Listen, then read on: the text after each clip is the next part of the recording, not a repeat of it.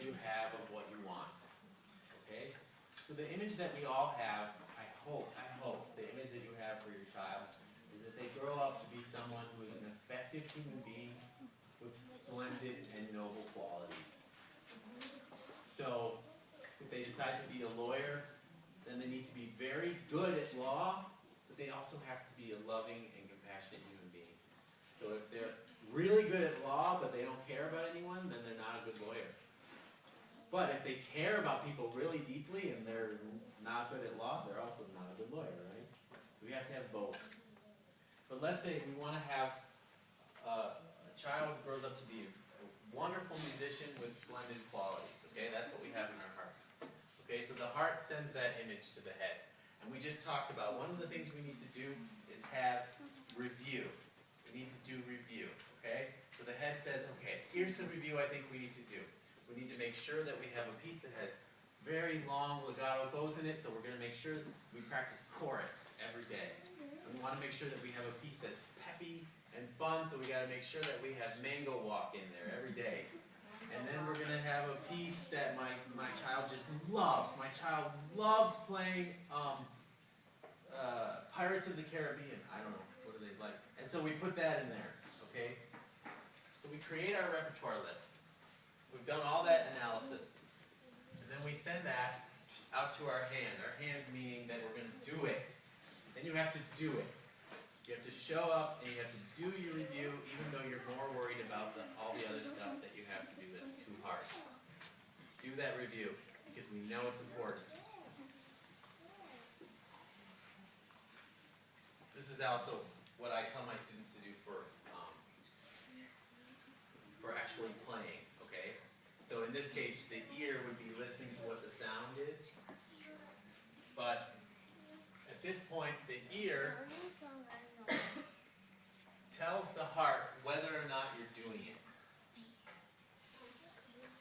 Whether or not it's working, okay? So the ear says, my child still doesn't seem comfortable playing music.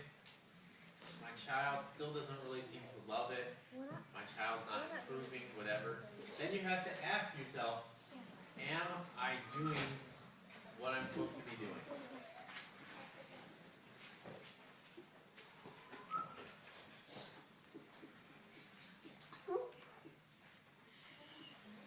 Okay, so in this case, we're talking about review. So if the answer is no, okay, we didn't do our review, you have a choice to either learn and get better or blame. So there's 3 different ways that we blame when something doesn't happen. The first way is to blame our environment. So what could we blame? We could say, it's too hot in here. It's too hot, that's why we didn't do it. Or there wasn't enough time, right? What are some other excuses? You think of any? TV's too loud. The TV's too loud. TV's too soft. I want to be able to hear the TV when I play. Okay. Then the next level of blame that's slightly better is blame other people. I was at school today and so-and-so said that I had a big head. And I'm so upset that I just can't even think about practicing right now. Or, I can't play when you're watching me. Don't watch me. Don't listen to me. I can't play when you're listening. Or, I can't play when you are listening. Don't listen to me. Or wait, can't play when you're not listening to me. You got one? I'm hungry. I can't play when I'm hungry. I'm too full. I can't play when I have too much food. Oh, the kids are coming up with great ones. Let's see. What else? What? Oh, we'll get to that one. Yeah?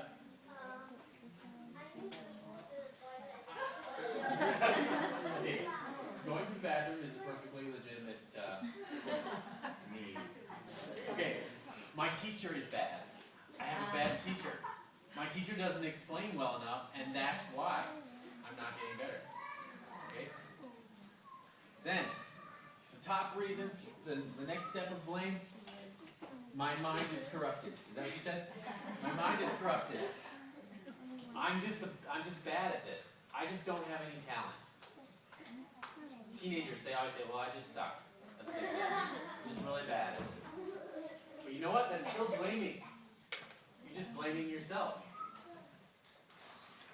blame, we don't learn anything. But if we decide that we're going to learn, so you ask yourself, well, what were my instructions?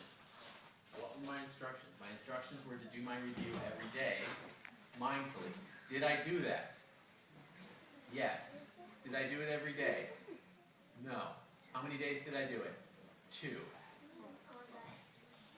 Well then, maybe that's why. Yeah, but when I did it, it didn't make any difference, and it just adds more time in the practice, and it doesn't really help anything. That's blaming. Until you've actually done it 5 times, 6 times out of the week, then you really can't make an assessment. And really, you have to do it for more than a week. You have to do it for months, years, decades. But if you don't do it, you won't learn. If you just blame. So, okay, so you say, so the ear goes back to the heart, and the heart says no. So the heart says no to the head, and the head says, okay, I'm going to learn from this. We're actually going to set up an amount of time to do review every day, no matter how we feel. No matter how we feel. Because do you want your violin playing to be the result of how you feel? Or do you want your violin playing to be the result of real principles? How you feel, right? In the end, that's how we grow. Because some days we feel like it, some days we don't feel like it. Some days we love it, some days we hate it. Boy, I'm glad I didn't quit on days that I hated it. There were a lot of those days. So, the head says, okay, we're going to set aside 10 minutes a day to do review. We're going to see what happens for the next month. But then you have to do it. If you don't do it, you break the chain, and once again, it doesn't work. Now, if we decide that we're going to do this based on the principles, we're going to have our attitude be based, our values be based on real principles, which have to do with repetition. If you just think about the brain itself, that is how we get good at things.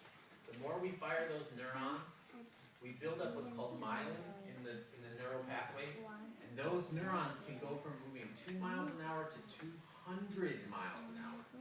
The slicker you get those little neural passageways with myelin, the faster those things move, and the better you get at it. That's scientific evidence. Okay, so we decide we're going to base our values on principles. We're going to have an attitude that has to do with that. No matter how we feel, we're going to do it. And then our behavior reflects that. Then we'll feel really good. Then we'll feel good. And then we have an upward spiral because our heart feels happy. And so our heart is willing to go deeper into that image. And then it sends it to the head with lots of inspiration. And the head knows, oh, when I analyze this works, I'm going to send it to the hand. And the hand knows that it's helping out by doing things. Right? If we don't do that, if we decide we're going to base this just on our feelings, we decide we're going to ignore principles, then our behavior is just based on how we feel that day. And then from there, our attitude changes. And we become jaded. And we think that principles are all a bunch of baloney, that it just lies. Some people have it, some people don't have it. And we just think that the world is just a lousy place where nothing happens. But it's not true. It has to start inside of you. You have to start with those principles. You have to really firmly base your values on them. And then you will feel so happy. As long as you keep doing it. Any other questions? If anyone would like to write out a relevant review and give it to me before I leave in the next 24 hours, please feel free. Or you can send me an email. I feel strongly enough about this. I feel that properly educating our children is literally going to save the world. I believe that 100%. Because what we teach them in music and in that literally could save us. That's how important it is. It's just hard to remember it when you gotta get them up, you gotta get their teeth brushed, you gotta make sure they're wearing clean clothes, they gotta eat, they get grumpy, they yell at you, and you're tired, but that's what you have to remember.